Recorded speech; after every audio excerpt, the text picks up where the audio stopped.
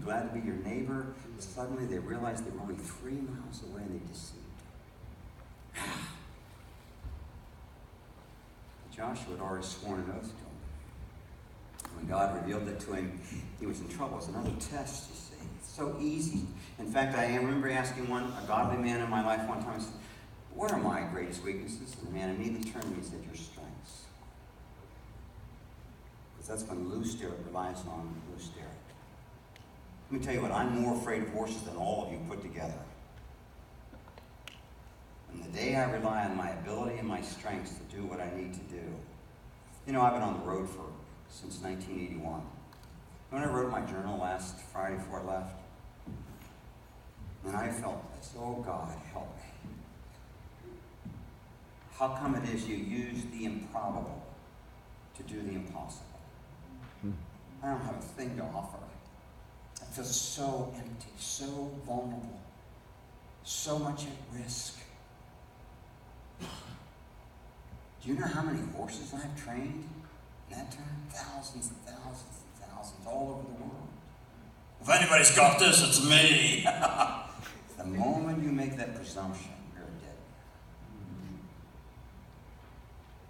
dead. Unless God is your deliverance, and God allows you and I to be reminded that He doesn't take things away. But you see, when we become unaware of our need, our desperate need for Him, and Joshua made that slip. Well, that was so easy. It was obvious he made the right choice. When was the last time you went for groceries and car shopping and so he just assumed that Walmart knew more than you? That's a dangerous mistake. He made the mistake and he paid for it. He swore an oath to them. Now later on we're going to see them in the Bible come up, but that's irrelevant at this point. And then God doesn't say anything to Joshua, and He lets Joshua take the initiative to take authority and begin to work as a team and submit themselves one to another. And they divide the northern kingdom and the southern kingdom, and they start to set things in order. And then battle number 5 comes along, because these parallel exactly Beatitudes, Old Testament principles, and they parallel 2 Peter chapter 1, faith, virtue, knowledge, self-control. And it gets to perseverance. And the Gibeonites are accosted by 5 enemy kings who hated the Gibeonites for making a treaty, kind of like being a traitor to their people. And so they were going to say, we're going to kill those stinking Gibeonites for making a treaty with Joshua and siding with our enemy rather than joining us and so forth. So they march on him. Now Joshua was a long ways away doing the campaign and finishing up an exhausting military battle, and he gets wind that the Gibeonites are in trouble and they send for help. You know, when I've made a promise, I hope somehow I never have to deliver, especially a bad promise. And if I were Joshua, I'd say, shoot, there's no way I'm way over here. Even if we marched all night, we just can't get there. Sorry, Gibeonites. Besides, you were worthless anyhow. You see, Joshua's word didn't matter about the Gibeonites. He who swears to his own herd and does not change. This is the person that God will use. It doesn't matter whether the person is worthy of your promise. Jesus said, let your nay be nay and your yea be more yea. And anything more than that is evil. So your word is your oath. Wow, unless we have it in writing and in a contract and you can justify it, it's still not an oath, is it, in our nation? We bring litigation even in our churches because our word means nothing anymore. The definition of integrity from a cowboy's terms are how close your mouth and your feet are. And you don't want to stop a horse's mouth, you want to stop his feet. But there's a huge gap many times between a runaway horse and his wide open mouth and getting his feet to slow down.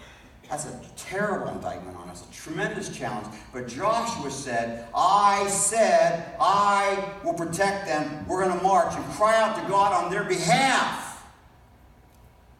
My irritating enemy who deceived me.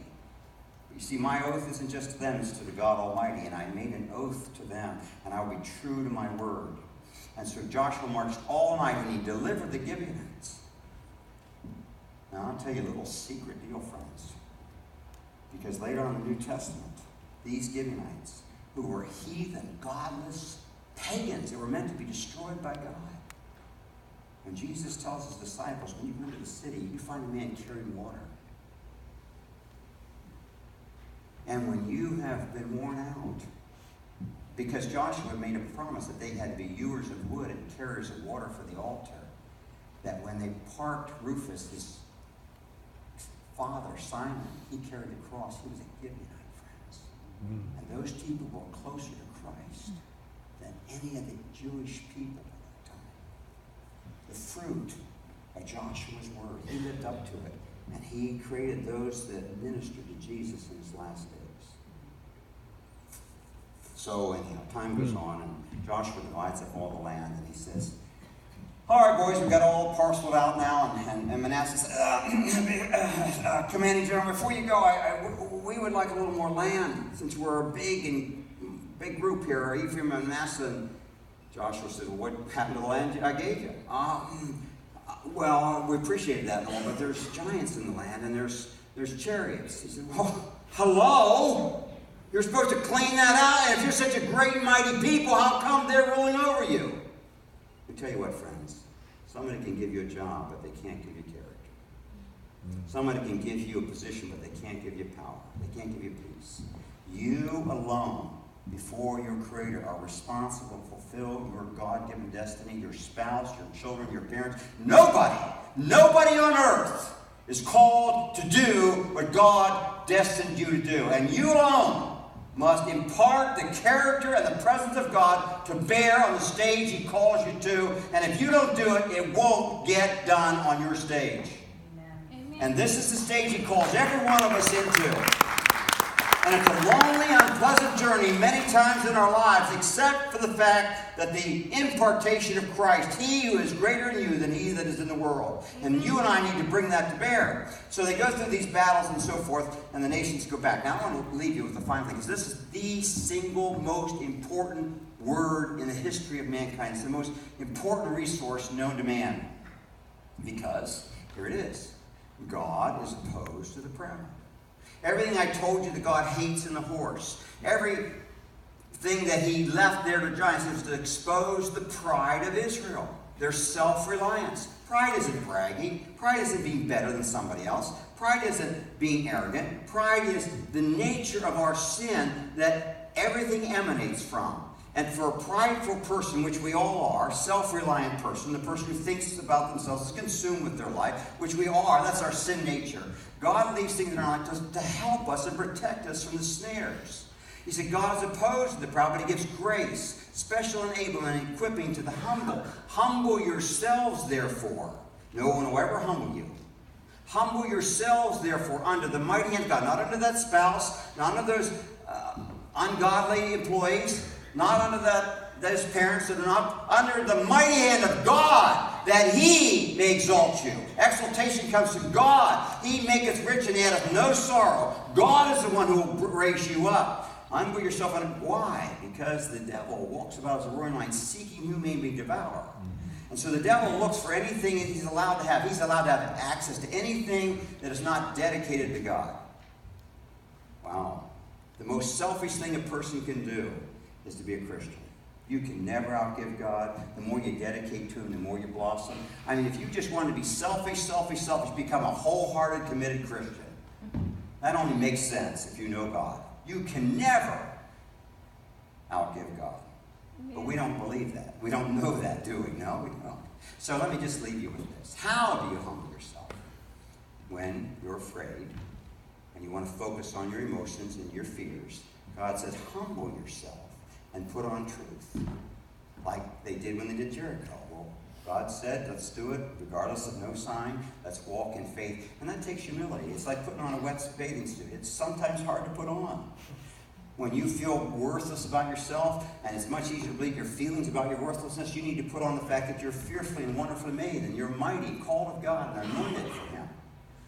When light comes into your life, and you want to hide, tell another lie, when you want to keep your habit in the darkness, you want to keep your mind to yourself, you need to humble yourself and make your life accountable to the light, to some other brother, to someone, and walk in light. That takes humility. That takes grit. This is love with teeth in it, friends. This is grace with power, because it has humility all over. And humility has nothing to do with weakness. It takes great courage, great commitment, great resolve to walk in humility. When you are blamed for things and you want to rebel and get angry, you humble yourself and say, I will step up to the plate and be responsible for those things you're asking me to do.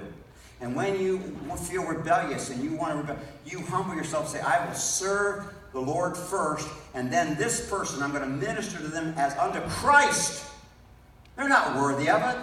He didn't say only minister to the worthy, only minister to the nice, only do it when you feel good. He said that you are to be my servant to them, and that's how we do that. When you are wanting to quit, and everything in you says you have every right to quit and every opportunity to quit, you humble yourself and you ask God for the power to persevere and do a job you want to quit.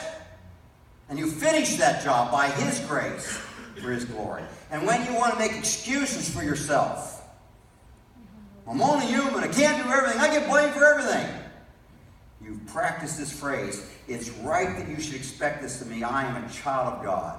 I sit at the right hand of the throne of God. I have every gift and all grace I need to abound in every situation. You hold me to an exacting standard. I accept that before God. Oh, God, help me. I don't want to live up to that. Truthfully, I don't really want to humble myself that much. I tell my wife, whoever humbles himself first wins. It's a good opportunity for her to do that. It stinks. I've eaten a lot of humble pie and it never tastes good. And then when you get tired and get irritable of those people that are your brother, other churches, people that don't appreciate you, you humble yourself and say, let me never be exempt of brotherly kindness. Let me never be void of compassion to the fresh new person. Let me never be mindful of the need of the young colt that I just started tonight and his need to know me. Be angry with him, be patient. Humility, the most powerful resource. Why is it so powerful? Because the devil has no power over a humble person. He doesn't have any tools to use. He doesn't have any movement. He has no hold on you. The only hold the enemy will have is the areas that God allows him to touch, the areas of pride, to help you become absolutely powerful, effective, and destroy every nation that stands for you to rule over them, to put your foot in the back of the neck and say, I will not let pride and its fruits rule over me. I'll walk and follow him to the day of